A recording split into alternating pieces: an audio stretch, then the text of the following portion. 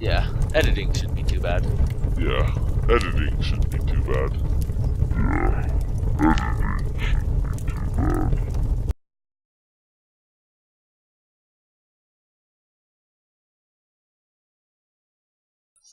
My name is Alex. I usually go by Catz on the internet. Yep, and I am David, aka Cowbox, and we are here to bring you our podcast, which is going to be mostly focused on RPGs as well as the fundamentals of game design, and talking about how like games can possibly be art. Yeah. Talking about like how all the aspects of games mix together really well. Yes. And how we can analyze it in the same way we analyze like movies and whatnot. So should we maybe like begin with that part, like about games as art? A bit quickly. Yeah. So, do you want to just start with that right now, or? Yeah, sure. Because I mean, I feel like, in a sense, all games are art and should be considered as art. Then just because it is art doesn't mean it's good art. Yeah, exactly. Like you technically, there are movies like Transformers who, yeah, for example, you can't consider art. Doesn't mean it's good. No, I mean it's still art. I mean, it's a lot of explosions. It's fun to watch, but it's not a good movie. and there are games like that, games that are meant just to be fun to play and aren't really the most deep analytically speaking. But then there are many games such as Xenoblade, Chrono Trigger. Generally, I notice RPGs are heavy on this, just mostly because RPGs focus on story. Yeah, story and characters. It's very interesting how some RPGs mix together with their gameplay, with their music, their art style, and how all that meld together to create like beautiful the harmony between all the components. Yeah, and like a huge thing that contention I know is when people say that video games are not art is that you're playing video games, so you can't have artistic the artist interpretation in it there, which I would heavily disagree with. Yeah, that's like just check out horror games in general. Like, horror games, you may be in control, but the feeling that the creators wanted you to feel is horror, and generally speaking, you will be feeling that.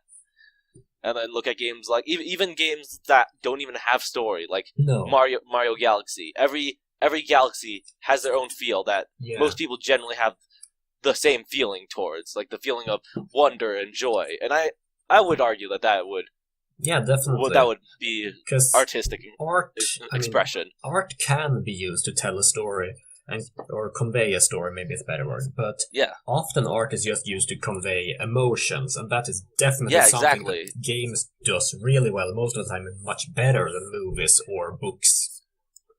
Yeah, exactly, and I think the huge intention with games is just because they are technically still a relatively new form of medium. They haven't been popularized for very long. Yeah.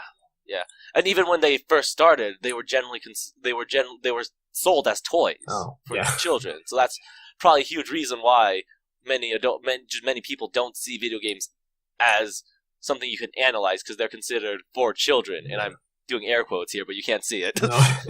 Then again, if you look at and try to analyze some of the supposedly children's, also once again air quotes, but you can't see it.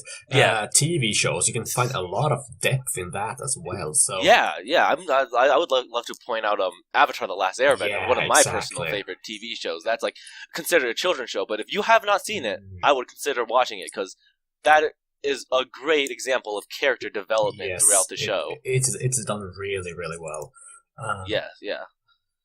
And even like children's movie, like look at Pixar movies. Yeah, those are considered children's movies, but all of them are fantastic, well made, and all of them I would consider pieces of art. Like WALL-E is a beautiful piece of art without very little dialogue, but still conveys a great message. Yeah. So the thing we're trying to put out here is don't just disregard something. Don't just say this is for children. It doesn't hold any meaning, because exactly. Everything should always be judged based of its own features, not based off its outside relations. Yeah, exactly. And if we start developing that mindset, then I think it would really provide a really new and interesting medium for game analysis. Like that's already growing big on YouTube. Game analysis, when just even like theories of video games or stuff, is just the beginning of this whole analysis of games as a medium. But then there's others that you analyze the games in depth. Like, I know, I'm not sure if you watch him, but a YouTuber named Super Eyepatch Wolf made a video about Silent Hill 2, and it was a great analysis video about the characters of Silent Hill 2. Interesting. So, yeah. But yeah, I think this is going to be, like, I really think that we should hopefully be moving towards a world where video games can be analyzed and considered art. But speaking of artful video games, yes, we're going to be talking about I'm pretty sure it's your favorite as well, Xenoblade, correct? Of course, yes, one of the Xenoblade. most artistic and fulfilling games there is. So yeah. Well, yeah, Xenoblade is just absolutely beautiful, and I believe Xenoblade X gets a bad rap, but I think that there is a lot to be analyzed in there too. I mean, and speaking of just analyzing them, Xenoblade 2, I know we're both looking forward to that, but we both have our reservations on what we've seen so far, as well as we hope that the developers are correctly looking at why so many people disliked X. Yeah, X had some problems, but I still think it's like an amazing game. So yeah, it's a fantastic game, especially if you don't compare it to the original Xenoblade. Which is, that's a problem. That's like most people do. I do that with all of my medium when I analyze it. I don't like comparing medium to other medium, even if it's of the same series. I feel like it's unfair to compare them. Yeah, I mean, especially when it comes to something like Xenoblade, because the original was just so good. And then X comes, and it is good, but in an entirely different way, because it focuses on different aspects. And I'm kind of afraid, because, like, X was never supposed to be story-driven. Now that they've said multiple times that with Xenoblade 2, it's going to be more story-driven, it's going to focus more on the characters. I'm afraid that because they say this is going to be another story-driven game, people are going to compare it way too much to the original. Yeah, exactly. But based on what we've seen on the trailer, I know that I personally have reservations on the combat. The combat looks a bit slow. Like a huge contention with mine is not being able to auto attack while moving. Yeah. Because I know in all the Xenoblade games I've played so far, I am constantly moving, getting into right positions, and then using an ability, going to another position, and it made the combat feel much faster. Even if it doesn't play much faster just because of that, you feel like it's faster because you're doing more stuff. Yeah. And it's hard to say because we haven't been able to play. You kind of need to get your hands on and feel how it feels. If it still feels good despite being slower, then it's not really a problem. If it actually feels clunky, then it is a problem. Yeah, exactly. And that's where my reservation lies. It looks a bit clunky from what I've seen, but again, it depends on what. It might be completely different when you're playing it. Yeah. But so the gameplay feels a bit slow, and I think part of the reason why they've been doing this, moving towards this direction, is that people were complaining about Xenoblade X's gameplay being so hectic. I love it, but it is annoying. Yeah. Especially since just like this tiny little detail that if in the original Xenoblade you press up. And you will automatically switch to the middle of the art palette. That was removed from X, but the battle goes almost twice as fast, especially if you're in overdrive. So you kind of need to navigate quickly, and they remove one of the ways for you to navigate quickly. Yeah, and to be honest, I don't find that too much of the problem. I think the main problem with the gameplay of X is that it wasn't well explained whatsoever. No. Yeah, and I think that's why so many people were like, "Oh, the gameplay is difficult and not fun," because they couldn't understand the gameplay. Of course, I was similar like that, where I didn't enjoy the gameplay at first, but after doing research, which I feel like you shouldn't be doing in game, but after I did it became fun. Yeah, and I think that Monolith is maybe taking the wrong step in Xenoblade 2 by changing the gameplay as opposed to changing the way tutorials are done. But again, that's it's hard to tell because there's not too much footage about 2 yet that we can analyze in depth. Yeah, but like the problem I had with the gameplay of X was kind of like at parts it felt like it went too fast. If there were like ways to like streamline the combat a bit, I think that actually could have helped a lot. But then again, X's combat was amazing. It's just like the tutorials were too few and too far in between. Especially like you're looking at something like the tutorial for changing class. You don't get that until you complete chapter 3, I believe. Yeah, by then you could that was, have maxed out. By then you could have like completed your base drifter class and gotten like halfway or even further into one of like the tier 1 classes. Yeah, one of the other tier 1 classes, it's very disheartening because I feel like there's a lot of cool mechanics in the game. Yes. They straight up just don't tell you. One of my favorite mechanics is it's very small, but it's the outfits that you could have fashion gear. I think that's what it's called. Yeah, fashion gear. Gears. That's fantastic. That's really cool. I didn't figure it out until after I got my Skell, I believe. No. But when I figured out, oh shoot, I could actually have my guy in a suit and still have great stats. Yeah, I mean, I didn't find much problem with the access controls and lack of tutorials, because I'm the type of guy that as soon as I go into a menu, I try pressing every possible button on the controller just to see what happens. Yeah. So I kind of figured out most of these stuff, but I know there are tons of people who don't do it. So it is a problem. Yeah, I don't know, it's just very overwhelming when you start the game. Yeah. Like, the menu, for me, was very overwhelming, so I just decided, I'm just gonna play the game, I'm gonna play the game a bit, and go to the menu when I need to. And that's why I didn't get all of the features right away. No. Which I wish that they would have at least pushed towards you a bit more. Yeah. But then, of course, they could have had the problem of what I call the Pokemon syndrome, where they do tutorials way too much and for way too long.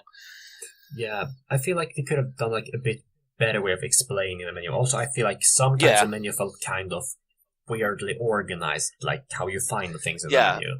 Yeah, it was very, very oddly organized. And another thing was that everything was just way too small. I wish there was just like one option, just be like, yo, if I want to read small, I can read small. If I want to read big, just increase the size of everything. That would have been, in some games, like, and I normally don't have any problem with that, but like Xenoblade Chronicles X and Monster Hunter 3 Ultimate, you could definitely have used like same with 3. Same with 3. It's way too small. Yeah, it was especially a big problem when you were playing on the gamepad, which I know I did a lot because I love the Wii U's gamepad feature. The fact that you could switch to the gamepad, I absolutely adore. I love that too, but I tried doing that with X once. Yeah, never again. You just can't. You can't do that with X. You really can't. No,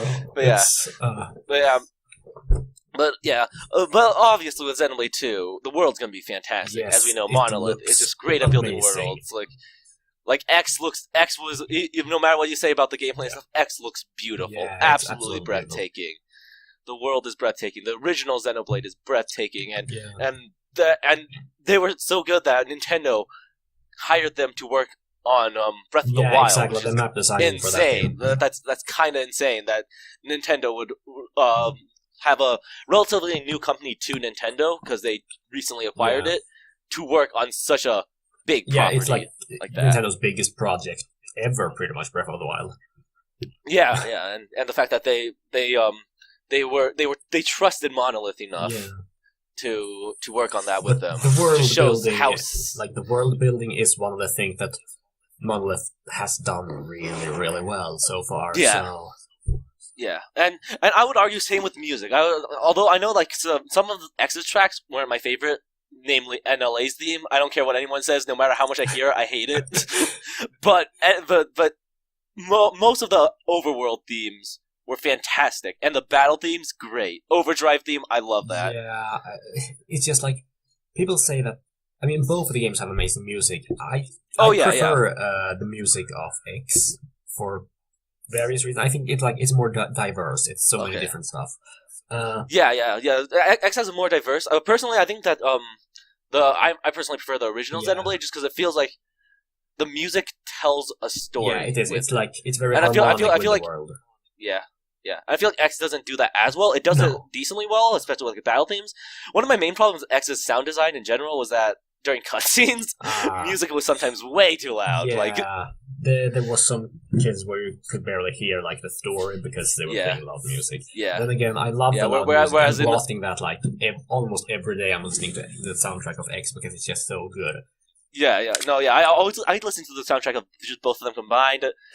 minus a few songs from X, just because I really dislike NLA's theme. I know a lot of people are like, oh, I got used to it. No, screw that. I learned one thing that I start playing the game for like 60 hours or something. Yeah, no, like whenever I just whenever I'm in NLA, I try to go in and out as fast as I can, so I don't have to listen to it as much. But yeah, one theme that I absolutely adore is the flight theme. Ooh, that's interesting. I haven't heard many people like the flight theme. I think like certain parts of it is amazing, while other parts just make me kind of go kind of. I don't know. I just there are many times when I'm playing X and I'm just flying around, and then I'm just like flying, and then it gets to some really good parts, and I'm like, all right, I could land here, or I just float up here, and it'll be fine for me. I adore that theme so much. Yeah. So, talking about music, so far, the music of Xenoblade 2, it seems absolutely amazing as well. Oh yeah. Xenoblade 2, I think it's Action Start is what it's called. Let me check. I mean, we have both Action Start and Action Battle. Action Battle. No, yeah, it's Action Battle. Action Battle. It's become one of my top songs from video games, and it's insane, like how fast I just took to it. Yeah, all that music is fantastic that they've been releasing so far. Yeah, they're really good at choosing composers to score their games. Yeah, I mean, and for me, like Action Battle, it kind of sounds like, hey, it's mechanical rhythm all over again. Really? Okay. I mean, kind of. Yeah, I could see that. It's very similar. Personally, I still. I'm one of those weird people who just can't stand mechanical rhythm. Really? Okay. I don't think Mechanical Rhythm is the best song. It's really good. I don't think it's the best by any means, though. But I just find that I don't know. I find it kind of annoying. However, like really, all of the other ones so far sounds amazing. Yeah. I'm excited. One hope that I really have for X. Or for 2. Yeah. Which I do believe that will happen is that I hope they have multiple towns. Oh yeah, no. I love seeing like diverse culture, and that was kind of what I was disappointed in X is that they didn't have many different towns. I loved all the Nopon Caravan; they all felt so unique and fun, and I loved when I stopped by to them, especially the one in Oblivia. Yeah, I mean, Oblivia. Then again, it kind of makes sense. It kind of makes sense for X, like the planet, the band, and there is no other towns. But on the other hand, it feels kind of boring to not being in, because when you first get to Frontier Village, it's god, just like, Frontier Village, just like looking up and seeing place. Like the different layers of buildings. Yeah. It's like it's so unique. It's amazing. Yeah, it's so unique, and then after seeing that and Colony 9 and 6, and you're like, oh man, this world seems fairly primitive. And then you go to Alchemoth, and that's just insane. Yeah. And then I forget the name of it, but the city on top of Mechonis, Agneritha, yeah, just the abandoned city. I just love that. I love the abandoned feeling. You like seeing all the different, because also that's one thing I felt like. Both the games, especially the original, but also X as well, has like the different races and like seeing like the different cultures of them, and I feel like they did that really well. And from the trailer of Xenoblade Chronicles 2, we've seen a bunch of like different races. So I think that they're on a pretty good track so far with that. Yeah, no, what I really liked about so far all the Xenoblade games, like, because the original Xenoblade I would consider more of a fantasy as opposed to a science fiction, which is what I would consider X to be. More science fiction.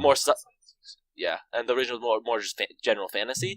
And what I really loved about it is that it didn't really have the atypical races that many other fantasies do. Like fantasies are pretty much like, oh, Tolkien did this, so Tolkien from if you didn't know, created the Lord of the Rings and Hobbit series. They're like, oh, Tolkien created these great races. Let's just use them and the same archetypes. Yeah. And then you can, and then if it's kind of on the anime side, you toss in a bunch of cat girls as well. Yeah.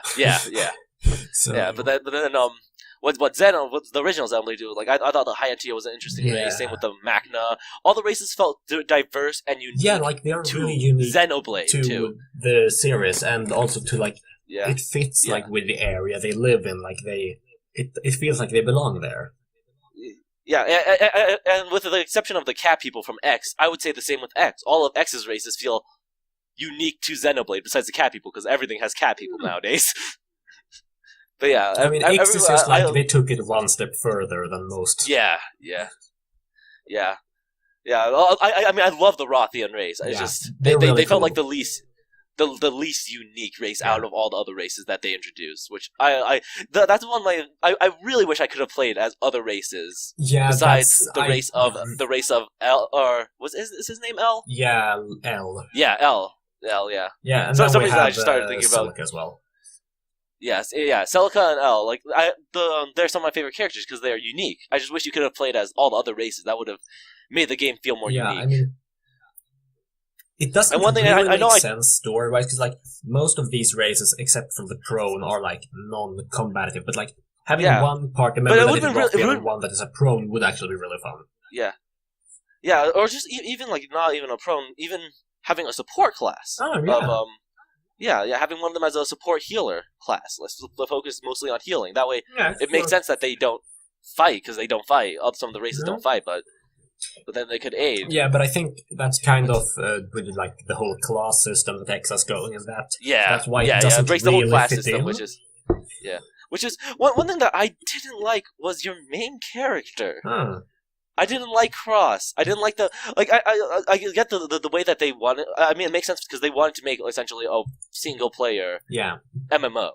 So having Cross makes sense. I just feel like if they wanted to make the story a bit better, I feel like they should have just removed Cross and focus on Elma. Then again, like but combining different personal arts and stuff like that makes for really nice gameplay. And X really went like the gameplay over story route. Gameplay over story.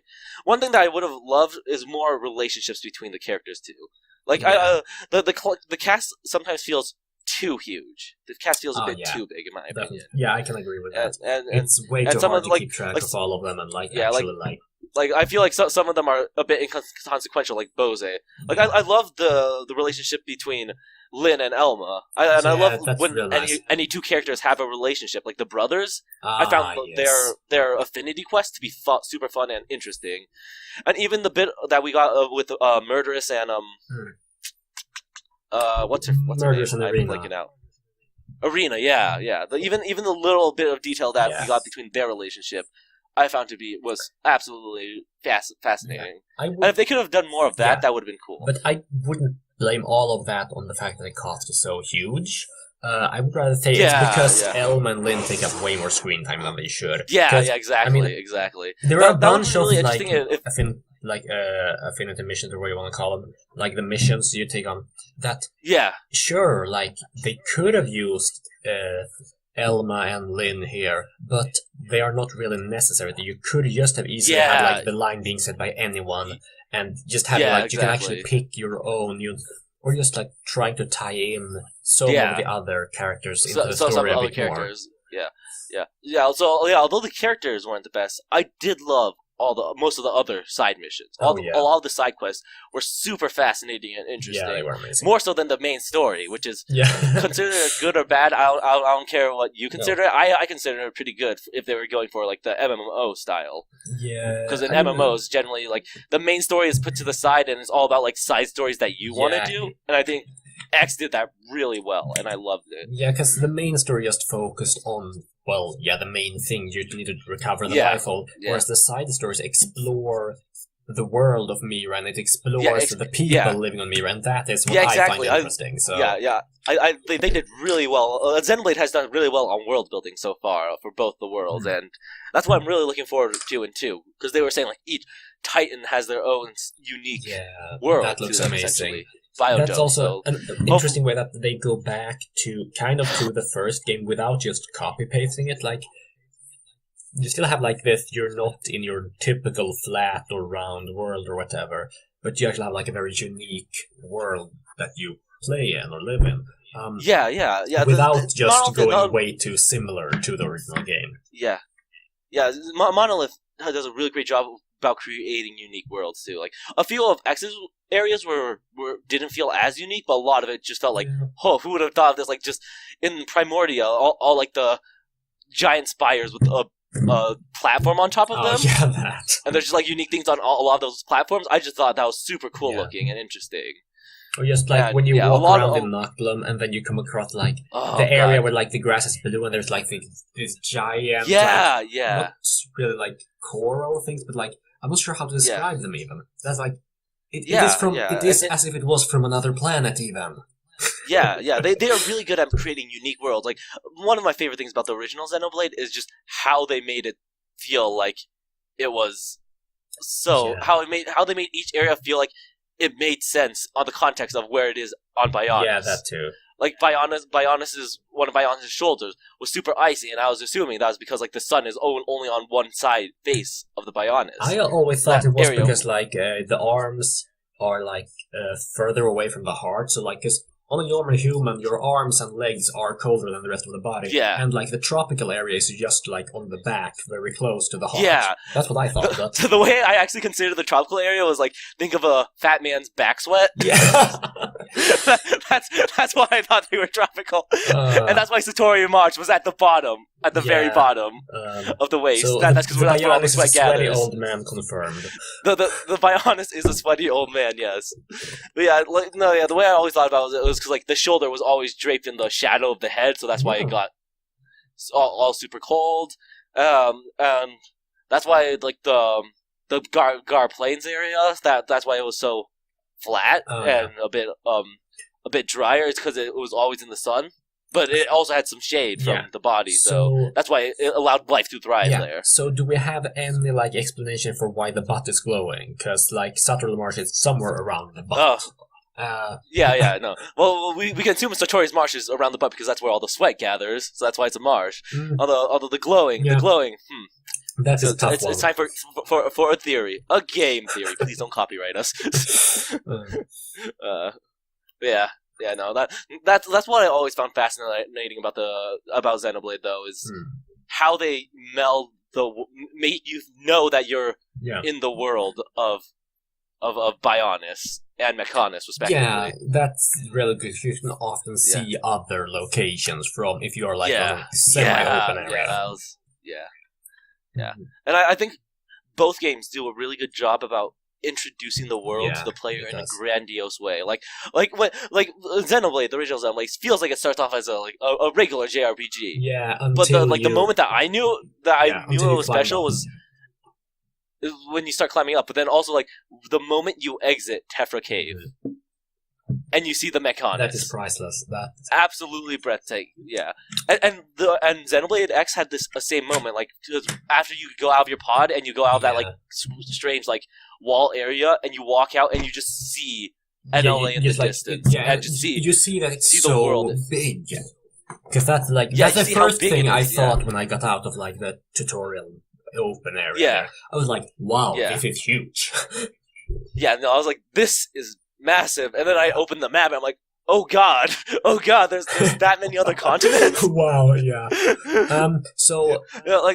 Do you think that that in Xenoblade 2 we will be able to see the other Titan if we're like standing on the edge of one? I think so. I think you'll probably be able to see the next Titan you can go to, and I'm assuming there's like different ways to go between Titans, like an airship, or maybe what would be sweet is if like two Titans, like there was a bridge that could be lowered between two Titans.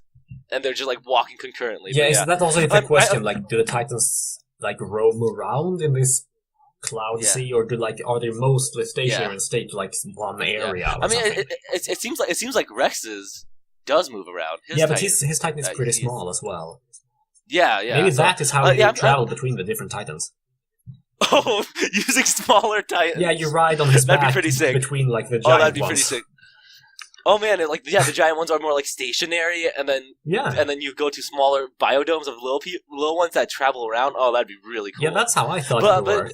But yeah, that'd be really interesting. But knowing it's Monolith, they'll do something really cool, and you will be able to see everything. Because like again, with Xenoblade X, pretty much anything you can see, you could go there at eventually. Like you could.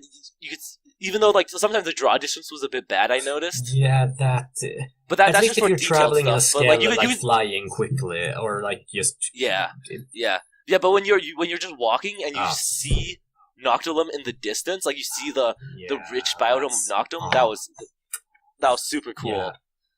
And yeah, same with in Xenoblade. Like you see it, you're gonna travel there eventually. Yeah, it's just really nice. Oh, I realized we should probably put spoiler warnings at the beginning of this. Yeah. I'll probably just flash that on the screen. Hey, spoiler warning. We're not going into too deep spoilers. I know, just like location spoilers. Yeah, I mean, because what we've been talking about. We will try to not mention core or like 7, because those two are pretty much the biggest things. Yeah. So. Yeah. Well, what always bothered me about X though is that there was this one time where I stumbled across a Lifehold core and I just couldn't do anything with it. Ah, yeah. It was the one. It was the one in Primordia to the north. I'm not sure that one. It. Yeah, because it's tied to Affinity Mission. I always pass it, and I'm like, it's part of a mission. I'm just like, I see it. Why can't we do anything with it? That's like. That was one of the little things that griped me, but... Yeah, I mean, because it's like, on one hand, they have story, on the other hand, they have free exploration. Sometimes these two kind of clash with each other. Yeah, they very much clash with each other, which was unfortunate, but yeah, a good... Which is what I'm looking forward to in Xenoblade 2. Hopefully they do focus more on the story, but also I really hope that they don't go with many tropes. You know what I'm talking about? Like there's the obvious plot twist that the world tree, what's it called again? Elysium. Elysium. Oh, Elysium is a bad place. Once you get there, like that, I feel like that would be an obvious plot twist. Yeah. Well, let's see. What was it I said last week about Elysium? It was. I'm forgetting. Was it a reference to a place? I don't remember. Yeah. But I also like just the fact that I feel like that's a common anime plot twist, and I'm using here huge air quotes. I hope they don't do something like that. Yeah, but then again, I hope they do something more unique. That's also something. As soon as I saw the character design, it's like, oh hey, it's Tales of the Blade or whatever. Because exactly. Just the like art style. Tales of games, but when I think Xenoblade, I do not think Tales, because like I keep them very separate in my head. Yeah. Right now they're the same because I think a huge problem is specifically Rex's art style, because I know some of the other characters' art styles are a bit more like Classic Xenoblade, but Rex's art style is a bit too Tales. Although it looks like they are doing a bit better, especially with the you saw the Twitter post that I posted, right? Where they showed the difference between the original or their initial release. Yeah, they it seems like they're trying the game to move a lot since the E3 or E3 trailer. Yeah. So hopefully that'll stay like that.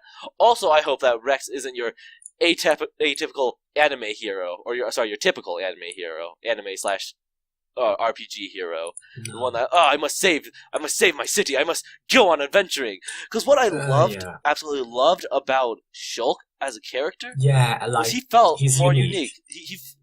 He felt different from your regular. Like he looks kind of like a regular RPG anime hero, but he felt different. He wasn't like super strong or had some super like ridiculously like you could argue that the Seeing Future is ridiculously OP, but I would argue that compared to like I love Dragon Ball, but compared to like the Super Saiyan trope, like ultimate power, Shulk doesn't have that. No, I mean, in fact, he kind of like.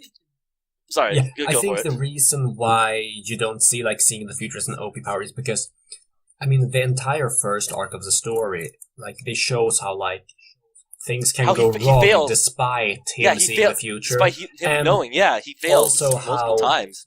And also later on in Colony 6, how he himself is like so unsure of his power. That is why you don't feel like it's oh my god, so OP, he's Super Saiyan number 5 or whatever. And he's not the one that can change it too. Like again in the Colony 6, the mild spoilers for the end of the Colony 6 area is when Otharon is falling and Shulk fails to save him. Yeah, that's a really well-made scene. It wasn't Shulk that saved him. It was Shulk's power, but with the aid of Rhyme. Yeah. And as opposed to they could have made it so like, Shulk, I'm the hero, I can save him. Yeah. And you can see the despair in Shulk's face of failing someone else in his eyes. And that's what's great about him. He fails. He's a hero that fails multiple times, even though you're playing him. And usually, like, the hero you play doesn't fail as much. Yeah. Another thing though is Oh shoot, are you here? Yeah, I'm still here. The connection was kind of bad there. Okay. Okay. Yeah. Okay. Looks like we're fine though. Yeah. Yeah, I'm fine now. But yeah, so another thing is that his initial goal isn't to stop the attacks on the colonies. No. His initial goal is to kill every Mechon because they took his Fiora away from him. Yeah, and that's a very, very unique hero to do that. As opposed to, I must save the village. I must save our city. I am here to stop the evil. He just wants revenge. That's his primary goal throughout most of the game is revenge.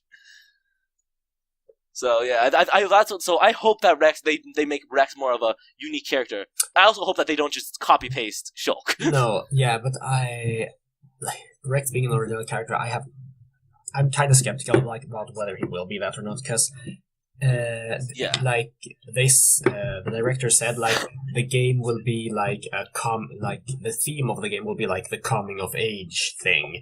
Where like he started out as a little kid, and towards the end he's supposed to be a man, and that's pretty much what almost every Tales of game has done. And it's also with the and it's also with like the art director of the 5 most recent Tales of games or something, and it's like it feels like just taking the art style from Tales of is one thing, but now that they're also playing with themes that are very commonly found in Tales of. I feel like. Tales of are really nice games. I like those, but I don't want Xenoblade to become Tales of. Yeah, I feel that. Xenoblade always feels like it has different themes from the common that's theme. Why I like it so much. X was about integration, but also it dealt a lot with straight up racism, which it was super interesting, and I was not prepared for that when I was playing the game at all. So although I know like the coming of age is a very common theme among all media. So hopefully they'll do something different with it. Although we'll have to see about that. Although I am really hoping that it's about the supporting cast, because I always love the supporting cast of Xenoblade games. Definitely. We'll see about the blades, because that's also something I feel like we should bring up now. How these blades work, because you have. It seems like each character has a starting blade, which is unique and tied into their character, and maybe even tied into the story. And then you could also attach another blade to them. Well, we have common, and then we have rare blades. And it seems like the way you get them is kind of a loot chest.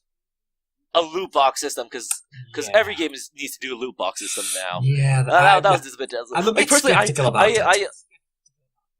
I actually enjoy loot box systems just because I am a I gamble way too much. It's like gambling, and that's why people love it. But I feel like it shouldn't be in this game. No, it doesn't tie in with a story. If it had been in something similar had been in X, which is not so story driven, it might have worked. But in a game that is trying to be story driven, having you getting party members out of a loot box feels very strange. Yeah, exactly. Oh man! Although there is always the possibility that somehow they give essentially heart to hearts to every every blade, or at least the rare blades with certain people. Even with certain people, but we'll have to see. Yeah, I really hope they do something good with this, but I'm skeptical about this. Besides just making it basically making it this is how you get your different weapons, and that's all it is. Especially, it's a unique idea to have the blade connected to the person. It's just if they have so many blades and none of them feel connected, really connected, then it defeats the purpose of it, and you might as well just have a weapon. Yeah, because I felt like the idea of with the blades and drivers, it's a personal connection between them. Especially what you see between Rex and Pyra, and then that you gain, exactly. Because it looks like you can't have very many party members, but they make up with that for each party member having a blade with a personality. Yeah. So hopefully they'll at least make it so that you have more than your main blade that you can have personalities with. But the question I really is hope also, they do that. Even if you have like 2 or 3 blades that actually are connected to the story per character, then if you get other grayed out faceless blades that have slightly better stats than your story-driven ones, that would feel extremely awkward. And if they're not better, there is no reason to use them at all. Then what's the point of them? Yeah. It'd be like offering the Monado in the original Xenoblade, but then offering the Monado to the upgraded Monado right away. And then you offer them the junk sword as well. Yeah, the junk sword. What's the point of having the junk sword if you have the other 2 better options? So we'll have to see what they do with it. Maybe they'll just do something completely out of left field and interesting. Yeah, I mean, I hope so, because very possible. Monolith would be able to do something like that and make it work. Yeah. Another thing I was just I hope that they do characterize some of the side characters. The few side characters that they do characterize in X were fantastic. Yeah. I actually enjoyed Lynn a lot. Especially with some of her affinity missions. I really enjoyed some of the side characters. Oh yeah, everyone knows I absolutely adore pretty much all of the characters in the original Xenoblade. Yeah. I thought all of them were well done. I have to say, the interactions between Lynn and Lao, I think are absolutely amazing. Yeah, exactly. And even with Lynn and Doug. I thought Lynn and Doug had a pretty fun relationship too. It was a lively relationship that even towards the end. Technically, I haven't finished the game yet. I know I really should. Wow. I've pretty much been doing a lot of affinity missions. I've finished almost all the affinity missions. I just haven't finished the game yet. Although there was one scene where they were invading where we were about to invade the big base, right? Yeah. Where and you can see Doug and Lynn. Although they normally had a joking relationship, and then Doug just flips out on her because everyone's so calm, and then Lynn reveals that the reason she jokes a lot is that's how it keeps her calm. And it's just I thought that was absolutely a great way, especially considering their relationships prior. Yeah, and if X had done more of that, I think people would have been less angry at the story. Yeah, or the characters. It's the cast is so big, and they focus really much on just Elma and Lynn. And the other characters are really interesting, but they don't have enough dialogue. They don't have enough, importance. Yeah. I also wish that they did more with L, too. Yes. L, they introduce him, and he has such a... he was such a fascinating character. Yeah. And then he's not required for, anything else afterwards, and it's really disappointing. He's most of the time, they don't even acknowledge his existence.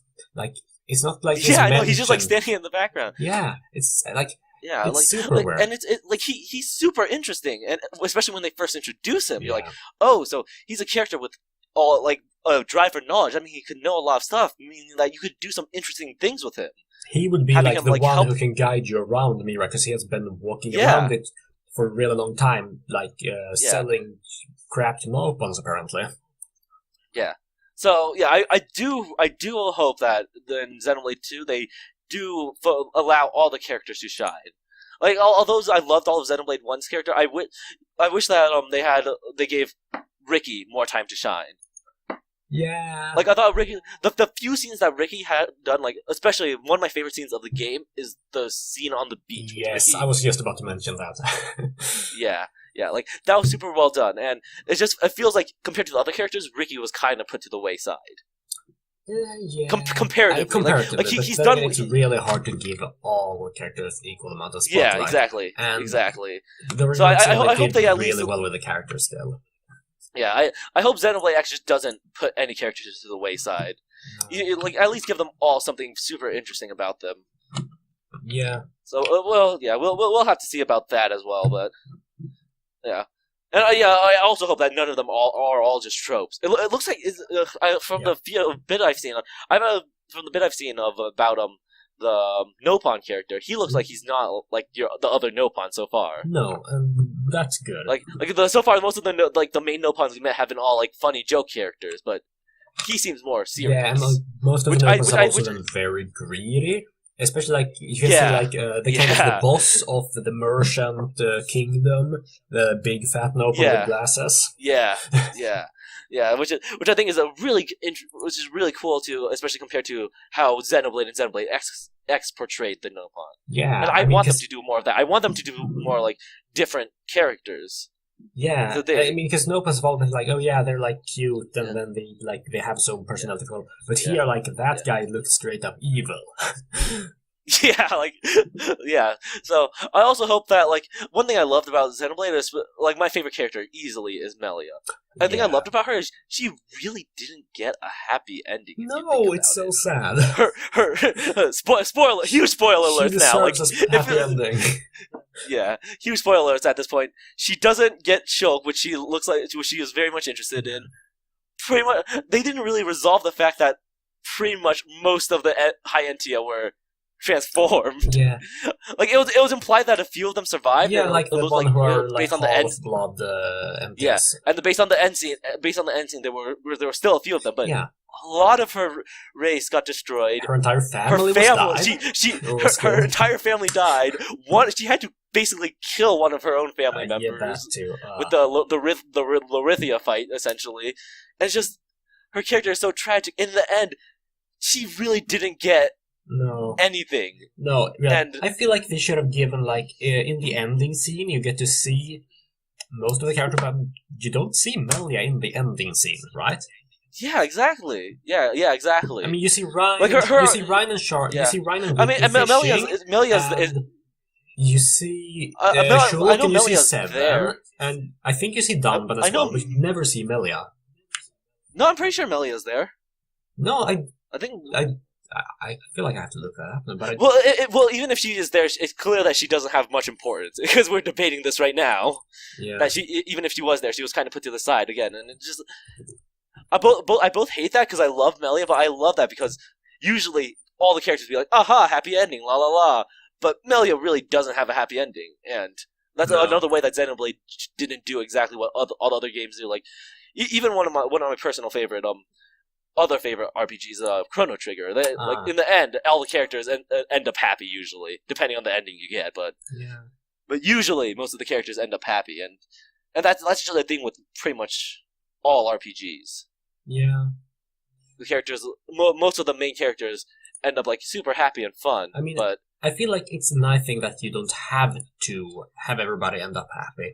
But then again, if someone deserves to be happy, it's Melia. Yeah. It's a very human thing to not have everyone have a perfectly happy ending, and that's what I loved about the original Xenoblade. So hopefully hopefully I want them to break conventions with this. With 2 and not make it as like you were saying a Tales game. Yeah, exactly. Don't make it a Tales game, and don't make these super like cliche plot twists. Like, because if it's a plot twist, it should be something that you do not expect. Yeah, like again with few spoiler warnings, Xenoblade had some insane plot twists, and even X, like the spoiler alert with Lao. Yeah. That plot twist, I was not prepared for that at all. I was, because I liked by some asshole, but it was really nice. Yeah, like Lao. I love Lao, and I just wasn't prepared for that at all. And in the original Xenoblade, I love Dixon. I love Dixon so much. He is such a cool character. And then oh god, and let's just take a tangent and talk about Dixon for a moment. Sure, I'm fine with that. And I love Dixon, and especially the way that they ended his character. Yeah, his ending scene. Oh god, that like he's a villain. He betrayed you. He basically killed Shulk. Yeah, but I still teared up when he died. But I feel like that's because like my theory is like even if like the only reason Dixon helped raise Shulk was because he was like commanded to do so. Yeah. But during that time he grew attached to Shulk and started seeing Shulk as his own son. That's how I feel like. He saw Shulk as his own son, and especially with the way when he was dying, and his last smile at the end. Yeah, that was because he was proud of Shulk. Yeah, exactly. It's just he was basically doing what he commanded. He was commanded because Zanza's a god. Angry lemon. But he wanted. If anything, it was him like essentially doing a final test with Shulk. If you can't beat me, you can't beat Zanza. So you have to kill much. me. You have to do what is necessary and kill me in order to move on. And just the emotion of that scene, of him of his cigarette falling, and of even Dunban looking back on him just gets me every single time. Sorry about that, Ted. I love Dixon. But that's the thing. And I just hope that they have... The characters are so well written. Yeah, and not only just the main characters, most of the supporting cast, save Juju, is well written and super interesting. And just you enjoy them. Even the villains are all interesting. Eggle, one of my favorite villains of all time. Amazing. Eggle is just... I would say Eggle is my favorite villain of all time if it wasn't for Arjun Isunia from 15. Fair enough. Arjun is amazing. Let me fix that. He's my favorite video game villain of all time. Although, personally, my favorite villain of all time is from... I know we were talking about this earlier. From Avatar: The Last Airbender, Azula. Azula and Zuko. Those are just fantastic villains. Yeah. But yeah, sorry, another tangent. But yeah. Eggle is a fantastic villain. So it's just the fact that the entire cast was interesting and fun, and either interesting, fun, or just you love pretty much all of the cast. Yeah. Oh, sorry. Save Juju and Lorithia. Yeah. Screw Lorithia. Yeah. Well, although most people hate her because of her boss fight. I mean, we did pay for our insolence, so... Yes, we needed to pay for our insolence. But yeah. So I really hope that 2 not only puts a focus on the main characters, puts a focus on the side characters. Yeah. Like, a thing that X did really well as well was the side characters. Yeah. Like, the people of NLA were super interesting. Yeah, definitely. The problem was that they were more interesting than some of the main character, or the playable characters. Yeah. But yeah. So hopefully... With the original, I think, is also like... Tatsu is kind of like your typical humorous, or not Tatsu, I'm saying Ricky, is your typical humorous mascot character. And he still has like a lot of that. He's a mascot character that actually is likable for his personality. If you look at X, they have Tatsu, which I don't want to talk about, because it's just that bad. And if you look at a lot of other RPGs, like, when you have like a generic mascot character, they are often very simple and one-dimensional. Yeah, but yeah, Ricky had, like, again, going back to that, the beach scene. Yeah. And the fact that Ricky is a father, and he's a pretty good one. Yeah. Let's be honest. Like, save a few of his own children, which I feel like he kind of ignores. He's a pretty good father figure alongside with Dunban for the party. Yeah. And just it adds a nice balance to the party. Yeah. Adding the although he's not human or Homs, adding the human element that he's more than just a joke character made him when I was first introduced. I was like, oh god, one of these characters. I thought this game was a bit different, but you know what? I could live with it. Every other character is fantastic so far, and that's pretty much the mood I felt about Ricky. I of course I slowly warmed up to him, but then after the beach scene, I'm like, God, I love Ricky. And even some of the heart-to-hearts are fantastic with Ricky. Ricky has some of my favorite heart-to-hearts with the other characters. Yeah, like, even if he doesn't shine much in the main story, he has the beach scene, and all of his heart-to-hearts are really good. Exactly. So yeah. Again, hopefully with Xenoblade 2, they'll do stuff like that. They'll have different characters besides the one you expect. They'll break the mold. Yeah. Although, speaking of not Xenoblade, but Monolith related, I'm super excited for their new IP. Oh, that thing. The one they've been. I'm salty because they're not making X2, but it looks it's interesting because it's cool to see them trying out something new. I'm assuming they're gonna be making X2 eventually. I just think that they wanted to try something new with essentially only making Xenoblade games for the past few years, past couple of years, save working on Zelda. So I think I'm super excited to see what they'll do with the new property. Although, I know, like, I pretty much had the ending of X spoiled for me multiple times already, which sucks, but maybe that's kind of the reason why I don't have the drive to finish it anymore. No, I can. But I do have a drive to finish all the side quests, because the side quests are super interesting. Yeah, then again, like, the final boss fight of Xenoblade X actually has, like, it's a really good boss fight. On top of that, it's amazing. Like, the music, the key we've lost is just It's just so good. Yeah. I've heard that. I've just heard that music personally, and that one's really good. That one's really good. Yeah.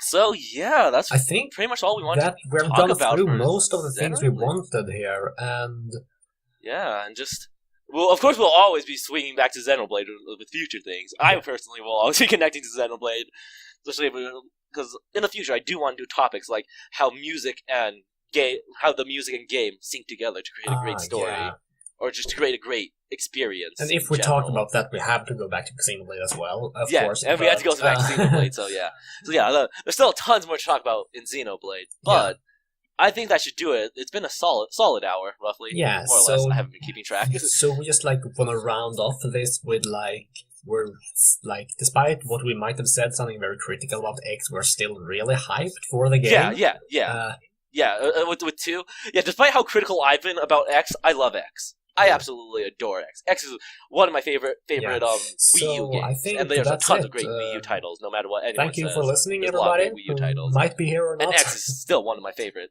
Yeah. There's not a mass amount of them, but the few games that they do have is great. But I feel that's a discussion for a different day. Yeah. But despite the criticisms we've said about 2 and X, and even the little bit of criticism we said about the original Xenoblade, we both love both Xenoblade and X, and I'm pretty sure we're both super excited for X2 or Xenoblade 2. Also X2. Yeah, I'm more hyped for X2 and Xenoblade 2, but I'll take them in the order they come because I'm still gonna love both of them. I'm sure. Yeah. I'm definitely gonna get Xenoblade 2 on release day.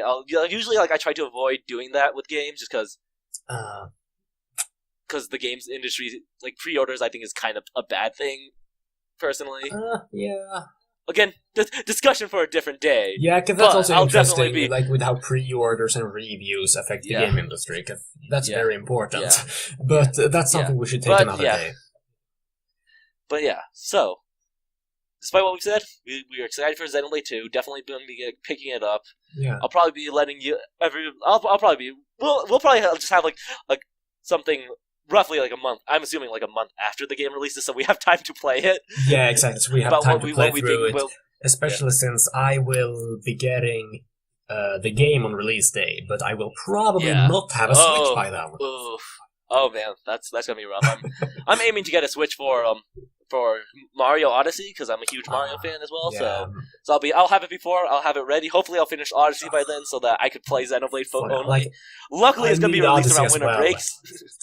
I love the Galaxy games way too much to pass up on another slightly similar game. Yeah. So that's also something we should take and discuss one day. The evolution of Mario games, especially the 3D ones. The evolution of Mario, yes, because Galaxy is, I would argue, another one of the best games ever, besides Xenoblade. So anyways, thank you everyone for bothering to listen to us ramble about how much we love Xenoblade and what we think about Xenoblade 2 so far. Yeah. Hopefully you'll catch us next time, but we'll talk about some other topic, which we haven't decided yet, because we're disorganized people. And hopefully the other time we ramble about things, we might have a little bit more structure as well, so... Yeah, this one, less structure, a bit of structure. We aren't just rambling, and I'll have you know, we do have kind of a structure, but next time we'll have a better structure. Yeah. So thank you for listening, and I am Cowbox. I'll catch you all later. Any last thoughts, Kat? No, I need pizza. Bye.